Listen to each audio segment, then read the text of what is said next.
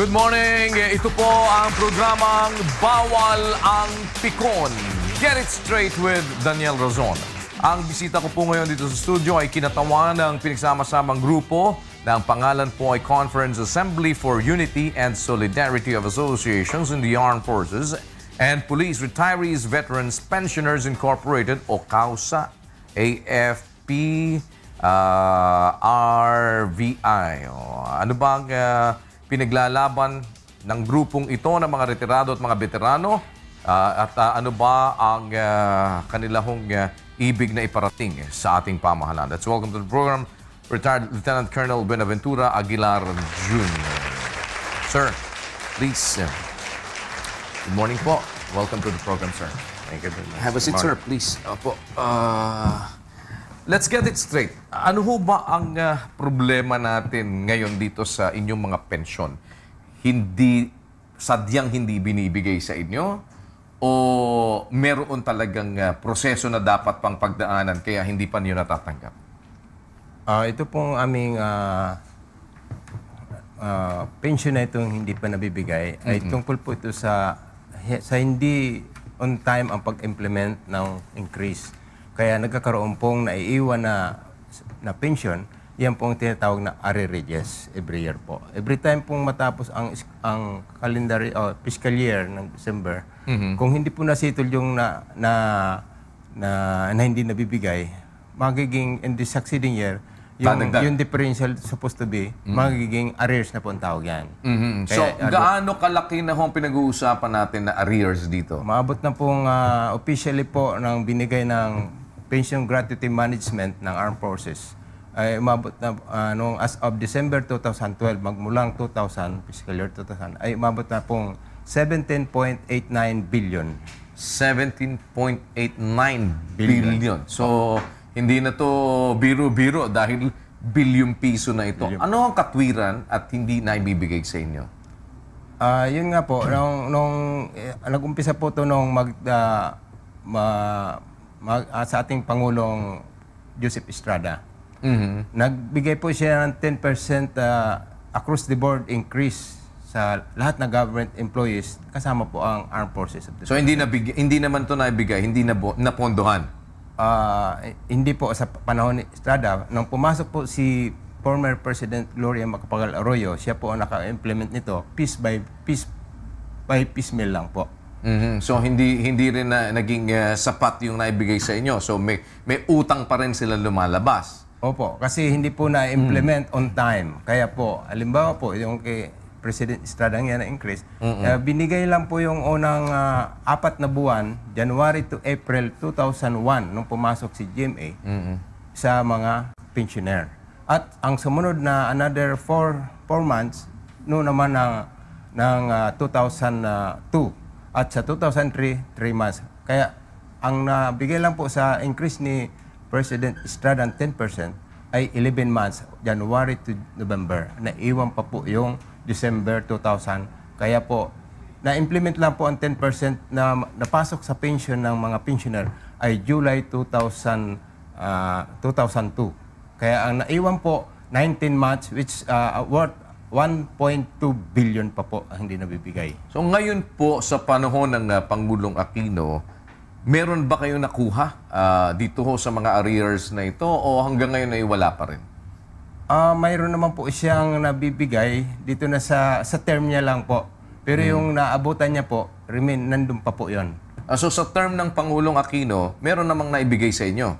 Opo. Yung amounting to how much po ang total? Hindi ko na po matandaan. Basta nung mag-assume po siya at nag-i-implement po nung 4 tranches. Ang 4 tranches po mulang 2009 July at magtatapos po ng 2012 July. Kaya dahil 2010 June pumasok si President Aquino, may pumasok sa kanyang 2010 up to 2012. Kaya siya na po nag-implement at nabibigay niya man po na kuwan. Kaya ang natitira na lang po doon sa dapat implement ni President Aquino, yung January, yung huli, yung 4th tranche, yung panghuling implementation ng tranches, which is the 4th tranche, na supposed to be January 2013, ma-implement January, ay in-implement lang po March 2013. Naiwan po yung January, February February 2013, kaya iyan pong hinintay ngayon ng mga differential doon sa huling implementation. In other words, doon sa termino ho ng Presidente Aquino, months lang yung hindi nila na ibibigay doon sa dapat na ibigay ng administrasyon nila. We're talking of yung other arrears, yung sa ibang mga presidente. Ganun ho ba yun? Sila lang pong dalawang presidente ang involved dyan. Kaya si President Gloria Macapagal-Arroyo po, more or less 15 billion po ang hindi niya nabigay. Kay President naman Aquino, more than 3 billion. 3 billion pa ang hindi na ibibigay ng Presidente Aquino doon dito sa kanyang termino. Opo. Kailan ho, ano ho ang pakikipag-ugnayan ninyo? I understand, nire-represent po ninyo itong mga retirees natin, sir. Okay. Bago po itong nag-file sa Commission on Audit na grupo, yung kausa na mention mo kanina, ay mayroon po, ako po sekretary po ako sa kausa, at the same time, sekretary po ako sa Action Veterano.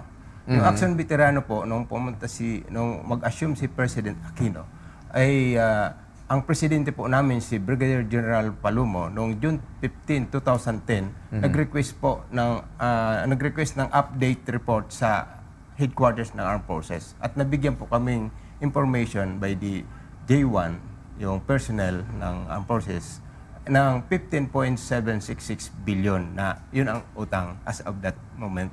15.766 766 billion. billion Opo. ang total ng utang ng gobyerno sa inyo. Yes, as of April 2010. As of April 2010, 2014 na ho ngayon. Wala bang nabayaran doon ng gobyerno? Wala pong nabayaran doon. Mula noong 2010 Opo. hanggang ngayon. Yun na pong nababayaran lang yung pag-assume ni President Aquino dahil pinatuloy niyo yung tranches. Okay. Dahil apat po yun. Nung pumasok si President Aquino, dalawa na lang trans ang naiwan niya. Third and fourth trans. Kaya, So which is yun ang parang siguro kung kasi sa administrasyon nila, yun ang kukonsentrate nila na maibigay sa inyo. Did you make any communications po with the palace? With the issued update pension as of April 10, our President, Brigadier General Alberto Palumo, that information was transmitted or sent to the President attention to President Aquino. But there is no action on that matter because the communication was just returned to the higher headquarters for their action and comments. So as of the moment po, wala pa talaga nagiging action dito doon sa, kumbaga, ipinipetisyon naman ninyo ngayon na ito. Nakarating lang sa kanila yung information pero sa Pangulo, pero wala pa rin hanggang ngayon. Wala pa po. Lalo na po yung kay JMA na iwan na 15 billion. Palagay ko, yung doon sa, kayo ba, maasa pa kayo doon sa naiwan ni GMA? Kasi kung may hahabulin man kayo siguro ngayon, doon sa panahon na lang talaga ng Presidente Aquino. But I don't think na kasi yung sa kanila nga lang panahon nga lang nila, medyo may problema pa kayo Yung pa kayang sagutin nila yung panahon ni GMA. Kami po ay umaasa dyan na makatatanggap po namin. Dapat, kasi po nasasaad dyan sa mga batas. Mayroon po kaming tinatawag na Presidential Decree 1638. Panahon po ni President Marcos. 10 September 1979. Ang nakalagay po doon na pag nag-increase po ang active military personnel ng 10% halimbawa, kung ano man pensyon ng bawat pensioner ay tataas din ng 10%. Pero po, yan po ang patakaran po. Pero paano pa ninyo iniisip po na masingil ngayon yon? Meron ba kayong mga demandang i-final din laban sa nakaraang administrasyon ng Pangulong Gloria Arroyo? Yun na nga po. Nung malaman po namin, nag-research ang aming chairman na si Major Bisario dito sa Causa. Dahil professor po siya, nakita po ang mga batas na nasasaad na karapatan ng mga sundalong mapatupad yon. Kaya po, nung makuha namin yan, ay kami ay nag-submit ng money claim petition doon sa Commission on Audit. At nakalaki po doon ang mga ebidensya at ngayon po nga ay nagsusumikap ang Commission Audit na ma-evaluate niya ito. Wala pa akong sinasabi ang Commission on Audit. After 2 nagkaroon po kasi kaming memorandum dahil wala na po kaming oral argument.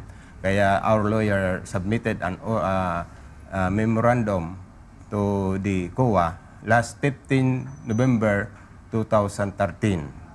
After that submission of the memorandum upon receipt of COA, they should have decided within 60 days mandated by law. 2013, 2015 na ho ngayon. So, meron na ba silang nailabas? Kaya po, dahil sa po hindi nila na-comply within 60 days, nag-submit po ang abogado namin ng motion for early resolution last 6 February 2013. 2013 At pa?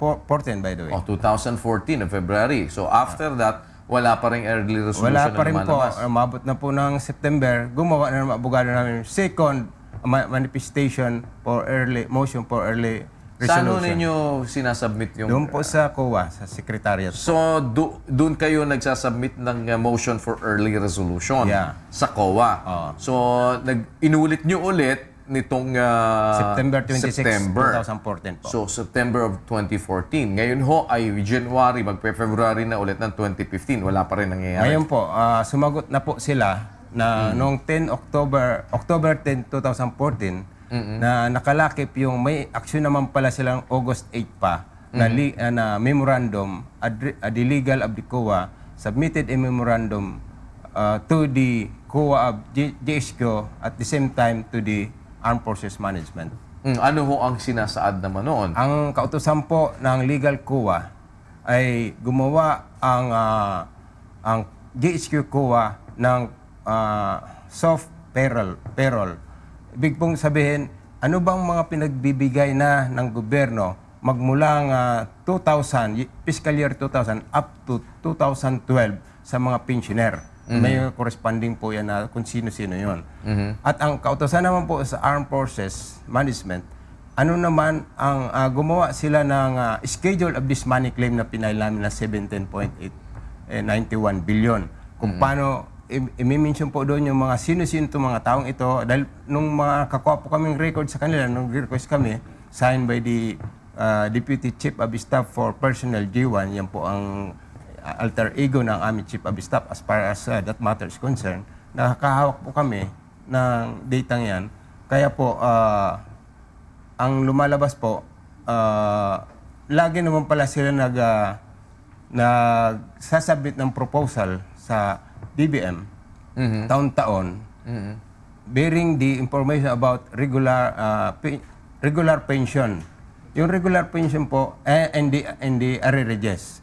The regular pension lang po ang nabibigyan ng appropriation, but the arrearages, yung mga naiwan po dahil hindi on time ang implementation na 17 billion na yan, yun po ay hindi na-appropriate, which is a violation of Republic Act 9166, the Salary Standardization Law of 2002. So, hindi na i-appropriate ng Department of Budget and Management, di ba? So, DBM, ang binibigay lang nila yung regular na natatanggap pero hindi na nila binibigay yung mga arrears na dapat na ibigay pa rin sa inyo. Which is you're saying na violation ito ng isang particular na law 9166 po, Republic Act.